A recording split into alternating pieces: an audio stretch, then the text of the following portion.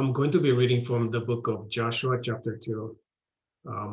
Looking at the chapter from the beginning, it starts by saying that Joshua had sent out two spies to go to the city of Jericho, especially, and to basically just spy out the land. Now, just kind of by way of reminder of the background story, the children of Israel had left Egypt, led by Moses. They had covered the desert. They had reached the promised land. But before going into the promised land, they had decided to send out 12 spies to look around and to kind of get a feel for what the land is about, how it looks, what the situation is from a military perspective, as far as the fortification, the type of people they're going to fight. And when the 12 spies came back, they told the people that, hey, the land is great, it's flowing with milk and honey, but the people themselves are ferocious, they're strong, they have great fortifications, and we're not going to be able to conquer them because they're too strong for us. And they gave such a bad report that the children of Israel became concerned, scared. They started complaining, and they basically got to a point where they actually wanted to kill Moses for bringing them out of Egypt to die over here at the hand of this extremely strong group of people that they were supposed to be conquering.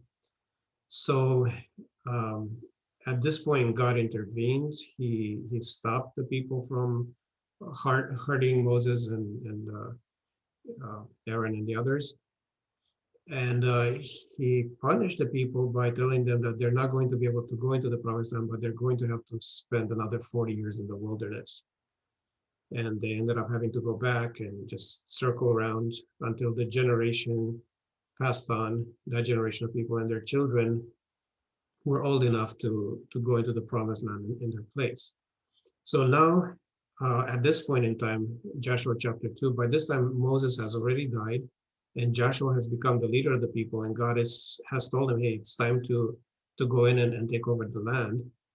And Joshua, probably being a military man and wanting to kind of get a better sense of what he's up against, he decides to send some spies out again.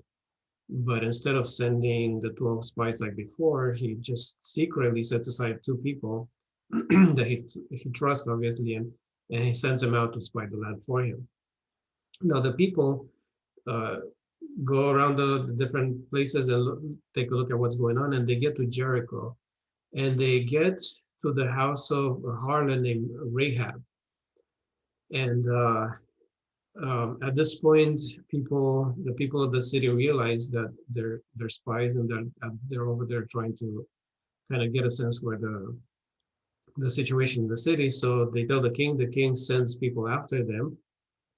Rahab takes them to the roof of her house and hides them underneath some stuff that she had over there. And when the people come to take the spies to apprehend them, Rahab tells them, hey, they're not here. They left. Go look for them on the way to the Jordan, and she sends them out on a wild goose chase, so to speak, and protects the spies and keeps them from getting killed, pretty much.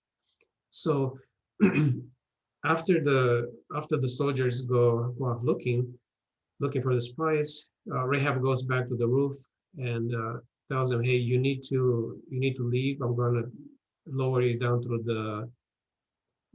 from the roof, because her house was on the wall of the city, so she was able to lower them down outside the city.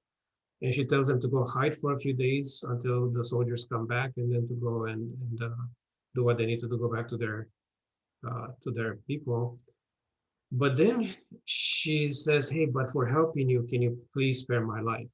And I'm going to be reading here from Joshua chapter 2, verse 8 down to verse 13. So she says, before the spies lay down for the night, she went up to the roof and said to them, I know that the Lord has given you this land, and that a great fear of you has fallen on us, so that all who live in this country are melting in fear because of you. We have heard how the Lord dried up the water of the Red Sea for you when you came out of Egypt, and what you did with Sihon and Og, the two kings of the Ammonites, east of the Jordan, who you completely destroyed. When we heard of it, our hearts melted in fear, and everyone's courage failed because of you. For the Lord your God is God in heaven above and on the earth below. Now then, please swear to me by the Lord that you will show kindness to my family because I have shown you kindness. Give me a sure sign that you will spare the lives of my father and mother, my brothers and sisters, and all who belong to them, and that you will save us from death. So, several interesting things here. Apparently, the people of Jericho were not unfamiliar with what had happened with the children of Israel. So they had heard stories about how the Israelites were delivered from Egypt, what they had done to Pharaoh, what they had done to split the Red Sea so that they could cross over. Um, they were familiar with what they had done on the other side of the river with some of the strong nations that were previously in that area. And the people of Jericho were scared. But what I want to point out here is that even though everyone was scared, including Rahab, for almost everyone else, the fear led to a type of paralysis.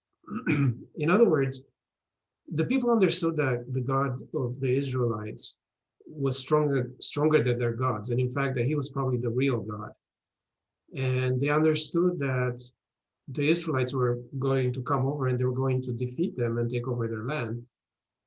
But they didn't think about trying to save themselves. Essentially, they thought, well, this thing is going to happen. The book of Hebrews uses the phrase, there's this fearful looking forward to judgment. So the people expected this judgment to come to them, but they didn't think in terms of trying to save themselves. They just sort of gave themselves over to this hopelessness. And they felt that the only thing they could do is to try to be strong and to try to put up a front of being fearless and courageous, even though they deep inside they fully expected that they were going to be defeated like everybody else. So the king, for example, he sends the soldiers over to capture the spies because that's what he feels he needs to do. He needs to continue to act as if they're strong enough and they're not afraid and they're gonna do what they need to do to defeat the Israelites. Although deep inside they know they're going to lose, but they continue to follow the charade. They continue to go on with their lives as if this thing is not going to happen, as if they're somehow going to get through it, and ignoring the fact that deep inside they actually do believe that they don't they don't really have a chance and that they're going to be defeated. Rahab also has the same fear. So the fear is not different. She, that's not the thing that separates her from everybody else. She's just as afraid as the rest of her countrymen. She's just as concerned. But the difference is that she's looking for a way out. She's looking for something to do about it. And she finds this opportunity. The men come over and they need a place to hide. She lets them in. She hides them. She protects them. She puts her life in danger now because she's looking forward to a bigger danger that's coming later. So she risks her life to save them. And not just this, but she actually takes an extra step and asks them for help. I mean, she could have protected them and let them go, and that would have been it. But instead, she says, now that I've done all these things for you, can you please promise me that you will save me somehow, that you will not allow me to perish with everybody else? And the two Israelite spies actually promised that they'll save her life as long as she follows certain requirements. She's not supposed to tell everyone else about him. She's supposed to hang this thread on her window and a few other things and bring her whole family to her house to protect them from this siege. So the spies agreed to her demands, but she had to ask for it. She had to take steps, to take measures to protect them, to protect herself and to find an escape from her situation. It's pretty audacious on her part to do this. It's the best way to understand the difference is to compare it to the rest of our countrymen. Everybody else had resigned themselves to their fate, so to speak, but she wasn't willing to accept her situation, and she was looking for a way out. And when the way out presented itself, she took advantage of it. And I propose to you that that is the only difference between her and everybody else in that city. In fact, the Bible mentions that she was actually a harlot to emphasize the fact that compared to everybody else, I mean, this is a pagan nation. They're probably at a very low point, morally speaking, ethically speaking. They're not a good people, the people that live in the city. And she's actually even lower in the pecking order compared to everybody else. Even the people of her own city treated her with that lack of respect.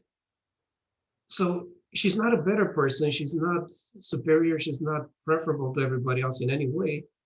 The only difference is that rather than giving herself over to this sense of impending doom, she looked for a way out. She looked for um, some way to find a solution to save herself.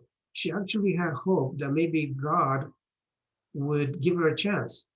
If God, this God of the Israelites, is the only true God, then maybe he would have mercy on her as well. So the only difference is everything else is the same. She's not better than anybody else. She's not less afraid than anybody else. She's not less in danger or anything, except that she's actually looking for a way out. She actually was trying to find a solution, to find an escape. And when the opportunity presented itself, she took advantage of the situation. Now think of this from the other side of the story, from God's perspective, from the Israelites and God's side of the situation here. It's pretty interesting to me that after all the problems Joshua had 40 years earlier, when the spies were sent out and they came out and gave a bad report, that he was willing to send out another couple of spies. No, obviously he was careful. He sent them out in secret. He didn't want to have the same fiasco he did before. In fact, Joshua and Caleb were two of the 12 spies that had been sent before, and Joshua and Caleb didn't give the same bad report as all the others. So this time he sends just two spies, and he sends them secretly just to be in communication with him. But you would almost think that maybe he would not have sent out the spies at all this time, because, well, first of all, God had already promised to give the people into his hands, and he definitely had a bad memory of what had happened last time when they sent out the spies. So he might not have sent them out at all. So I don't know if it's the military man in him that just made him feel like, I still want to get a sense of the situation. But most likely God somehow placed that impulse in his heart. And then the spies went out, and of all the people in that city to which they could have gone for help, they found this one lady, and they went to her and she helped them out. So basically God orchestrated the situation so that they would come and that an opportunity would be presented to this lady. And when the lady saw the opportunity, she took advantage of it. She stepped in and she was saved. And not only was she saved, but she saved her family and anybody else that she thought would want to take advantage of the opportunity. And then the Bible tells us that things go even further, because she ends up marrying an Israelite, and her children become part of the royal line. You know, her great grandson or somewhere down the line ends up being King David. And then that same line goes all the way to the Messiah. So she becomes one of the ancestors of the Messiah, which to the Israelites would have been a major privilege, a major honor.